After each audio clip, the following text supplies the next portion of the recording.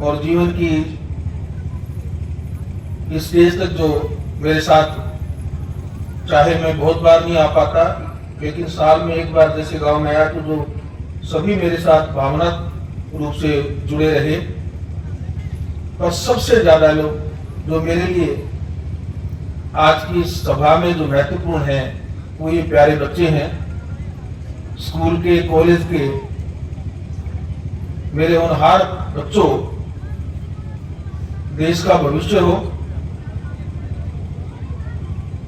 और मैं आप सब पर बहुत बड़ा गौरवान्वित हूं। आज मैं बच्चों को जैसे मैंने देखा है तो मेरा विश्वास बहुत ज्यादा बड़ा है कि न केवल पेटवाड़ और हरियाणा बल्कि भारतवर्ष की एक बहुत ही ठोस नींव है जो देश को बहुत आगे तक ले जाकर के पूरे ग्लोब में बहुत बड़ा नाम कमाएगा। आज के इस कार्यक्रम में मीडिया के भी मेरे बहुत सारे साथी दूर दराज से और खासकर बहुत सारे जो दिल्ली में जिनको मेरे साथ जुड़े हुए हैं वो सभी यहाँ पर आए हैं। हरियाणा की संस्कृति के प्रहरी हमारे कलाकार साथी भी आज मौजूद हैं। मेरे परिवार के, पड़ोस के, गांव के सभी बड़े और छोटे जिनका स्नेह, प्यार, आशीर्वाद मुझे हमेशा मिलता है। कुछ विशिष्ट व्यक्ति आसपास से भी आज इस कार्यक्रम में शामिल हुए हैं। मैं पेटवाड़ के उन नौजवान साथियों का तहे दिल से आभारी हूं जिन्होंने आज का ये कार्यक्रम आयोजित कर मुझे सम्मानित करने के इस आयोजन को रखकर मुझे अवसर दिया कि मैं गांव में आ सकूं और आप सबका नए साल के, अंग्रेजी नए साल की शुरुआत में ही जनवरी के पहले नहीं तो दूसरे सप्ताह में आप सबका आशीर्वाद, प्यार और स्नेह ले सकूं। मैं इस कार्यक्रम को आयोजित करने के लिए सभी का बहुत बहुत आभारी हूं।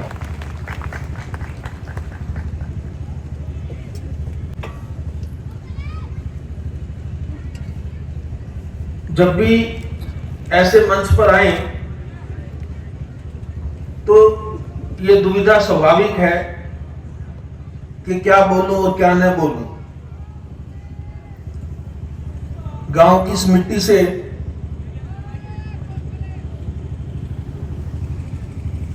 शुरू से जुड़ा हुआ हूं, यहीं पैदा हुआ, यहीं प्राइमरी स्कूल में पढ़ा जो गांव के दूसरे छोर पर है, और इसी हाई स्कूल में जो बिल्कुल साथ लगता है, यहीं से हमने मैट्रिकुलेशन का एग्जाम पास किया। जैसा भी उस वक्त विकास की स्थिति रही गांव में, उसके मुकाबले में मैं फिर भी मानता हूं कि पेटवाड़ शिक्षा के मामले में इतना आगे जरूर था कि प्राइमरी स्कूल भी था, बेटियों के लिए भी उस वक्त एक मिडिल स्कूल था और को एजुकेशन का हमारा हाई स्कूल था।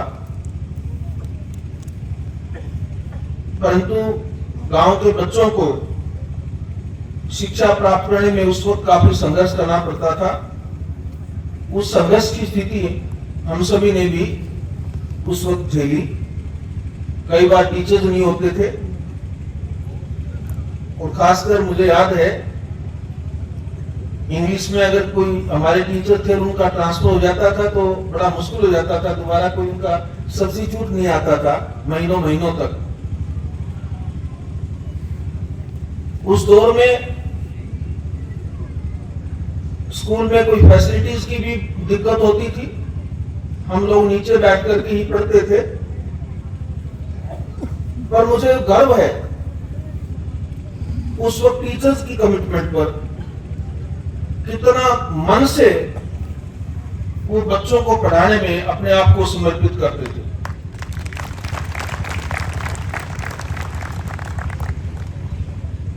इस गांव में मेरे इंग्लिश के टीचर होते थे मास्टर प्रेम सिंह जी, मदनहेड़ी गांव से थे, अगर मुझे अच्छी तरह याद है तो।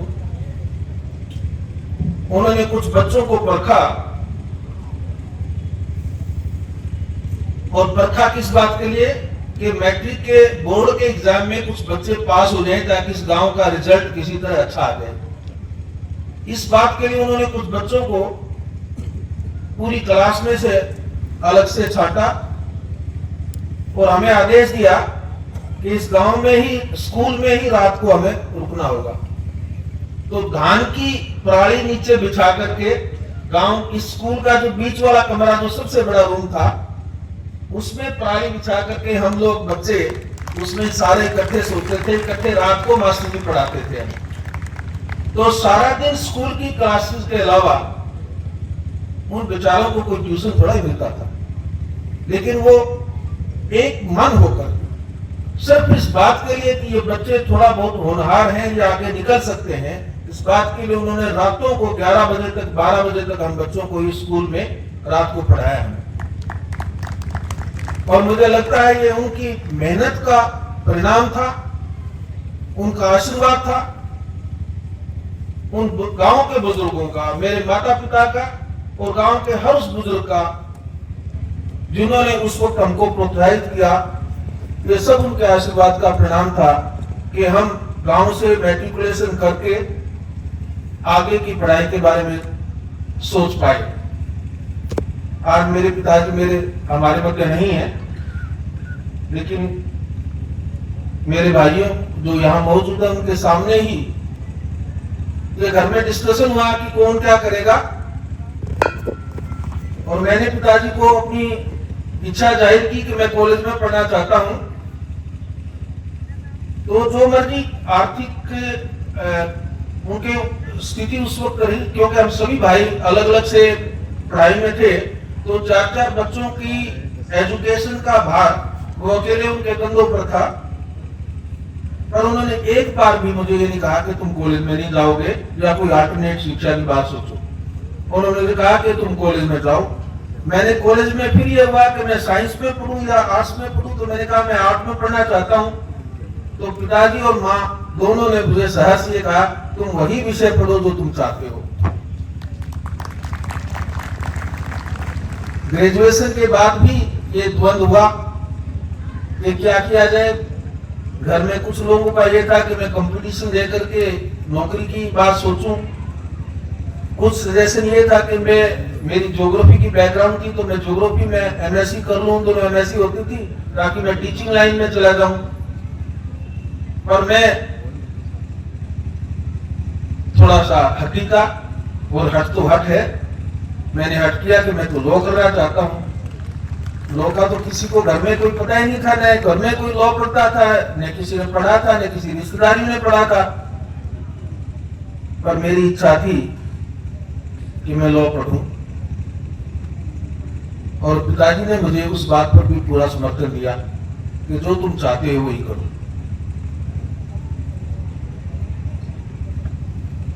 वो एक मित्र, मार्गदर्शक और मेरे बहुत ही बड़े एक शक्ति स्वरूप में मेरे जीवन में रहे। वो उस वक्त मेरा साथ नहीं देते तो मुझे कई बार ये लगता है कि मेरा शायद कैरियर कुछ डिफरेंट होता। गांव के कई ऐसे बुजुर्ग हैं, मास्टर विशाल सिंह जी, चौधरी मोलू राम जी उन दिनों, और मेरे क्लास में मेरे मित्र थे थांबू राम, जिनके पिताजी हमारे खेत में भी हमारा सहयोग करते थे और हमारे साथ जुड़े रहते थे। मुझे उन बुजुर्गों का अच्छी तरह याद है कि जब भी मैं उनके पैर छूने की कोशिश करता तो सबसे पहले वो कहते बेटा तुम्हें होनहार हो, तुम्हें बहुत बड़ा बनना है और इस गांव का नाम रोशन करना है। वो जो प्रेरणाएं थी, वो जो सात्विक प्रेरणाएं थी, वो ही मुझे कहीं इस गांव से बाहर शहर में और शहर से चंडीगढ़ और चंडीगढ़ से फिर मुझे जो मेरी यात्रा रही उसमें वो सारा जो मेरे सही मायनों में अगर कोई मेरे धन अर्जित किया तो वो मेरे लिए जो प्रार्थनाएं थी और जो मेरे लिए आशीर्वाद था और जो उन्होंने संभावनाएं देखी वो सब मेरे लिए एक बहुत बड़ी शक्ति जो बनी, वो सब सारी चीजें ही परिणाम है जो मैं आज आपके सामने हूं। ये बात मैंने इन प्यारे बच्चों के लिए बताई है। मेरे बेटियां और मेरे बेटे यहां पर मौजूद हैं। मैं इन होनहार बेटियों को देश की सेवा में अलग अलग पोजीशंस में देखना चाहता हूं। आप में से कुछ लोग अगर आर्मी में, एयरफोर्स में, नेवी में, कोस्ट गार्ड में अगर कहीं होंगी, तो आप में से कुछ लोग इंजीनियर और डॉक्टर होंगी, तो सिविल सर्विसेज में होंगी, और मुझे पूरा यकीन है आप में से कुछ बच्चे लॉ में भी जाएंगे, अच्छे अच्छे नेशनल लॉ स्कूल में पढ़ेंगे, और पढ़ करके आप कुछ ऐसा करके दिखाएंगे, लोग ये बोलेंगे कि ये सूर्यकांत के गांव से आए हुए बच्चे हैं जिन्होंने इतना बड़ा मान और सम्मान कमाया है। मेरी गांव के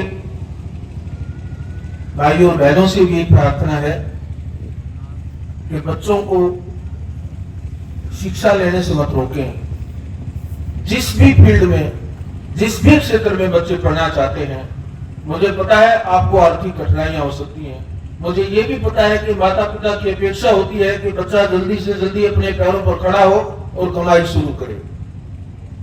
पर आप एक बात आप पल्ले से गांठ बांध करके रख लेना कि सबसे बड़ी कमाई आपके बच्चों की शिक्षा का धन है।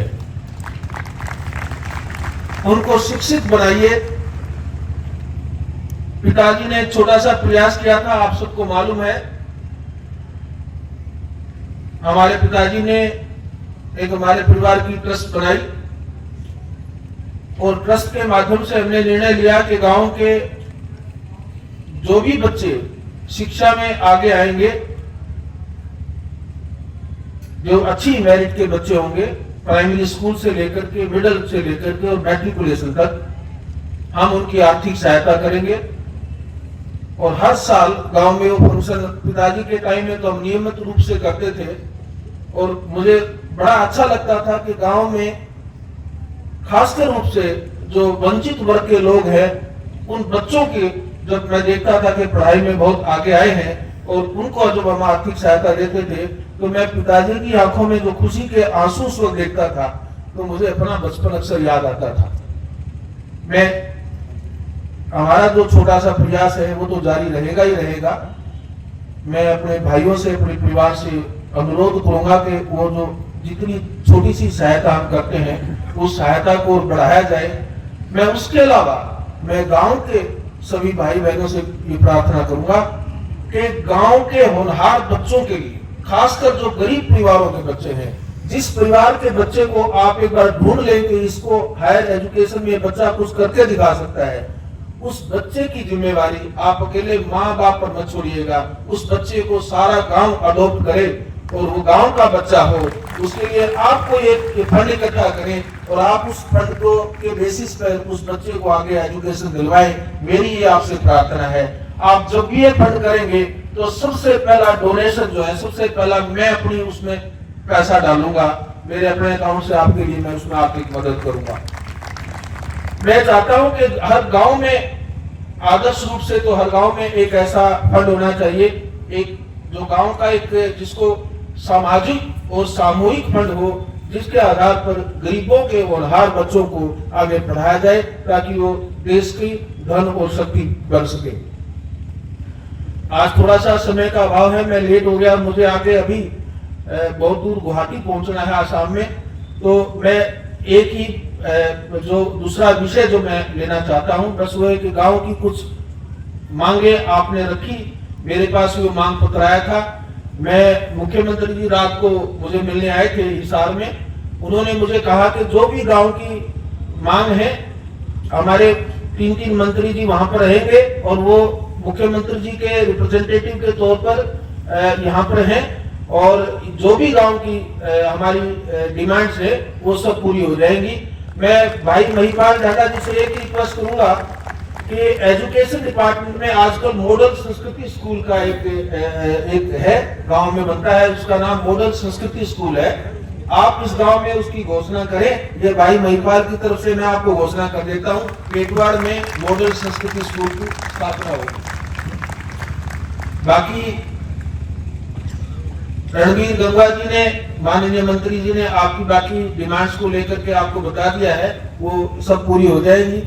मुझे पूरा विश्वास है कि मैं जब दोबारा गांव में आऊंगा तो यहाँ हॉस्पिटल भी बन रहा होगा, एक बहुत सारा सुंदर हाई स्कूल होगा, सारे तालाब भी आपके साफ सुथरे होंगे।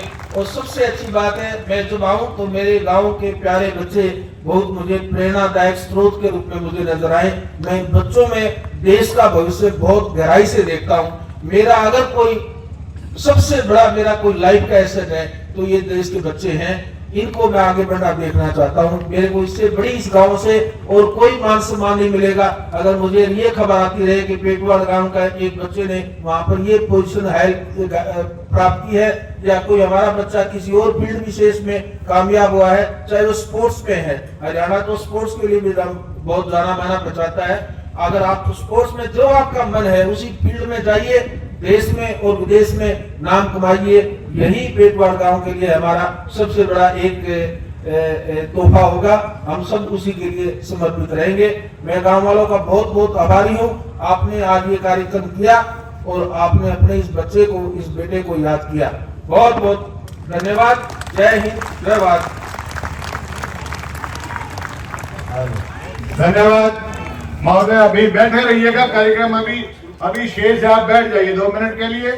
और सभी ग्रुप फोटो जो बच्चे यहाँ सम्मानित हुए उनके साथ एक ग्रुप फोटो होगा। उससे के बाद नम्रता शर्मा जो कि बहुत ही नामचीन कलाकारा है, हरियाणा लोक संघ रोहतक से यहाँ अपने प्रस्तुति को बिल्कुल तैयार है, वो भी कार्यक्रम ये बराबर चलता रहेगा। बैठे रहिएगा। और जो अतिथिगण यहाँ आए हुए हैं उनसे भी विनती है कि यहाँ की जो आयोजन समिति है वो आपका सम्मान और स्वागत करना चाह रही है। आप भी कृपया अपने आसन पर विराजमान रहिएगा, कहीं जाइएगा नहीं। और जैसा अभी माननीय मुख्य न्यायाधीश महोदय ने कहा है और उन पर अपने विचार और धन्यवाद के साथ मैं आग्रह कर रहा हूँ श्री महिपाल ढांडा जी, शिक्षा मंत्री महोदय, कृपया आप उस संदर्भ में अपना 2 मिनट का उद्बोधन दें ताकि जो बात माननीय मुख्य न्यायाधीश महोदय ने कही वो आपके मुख से भी हम सुनकर भरपूर आश्वस्त हो जाए। एक बार तालियां बजाइए। ढांडा साहब सबसे पहले आके बैठे थे, इस कार्यक्रम की गरिमा को समझते हैं। हिंदुस्तान के मुख्य न्यायाधीश माननीय सम्मानीय जस्टिस सूर्यकांत जी,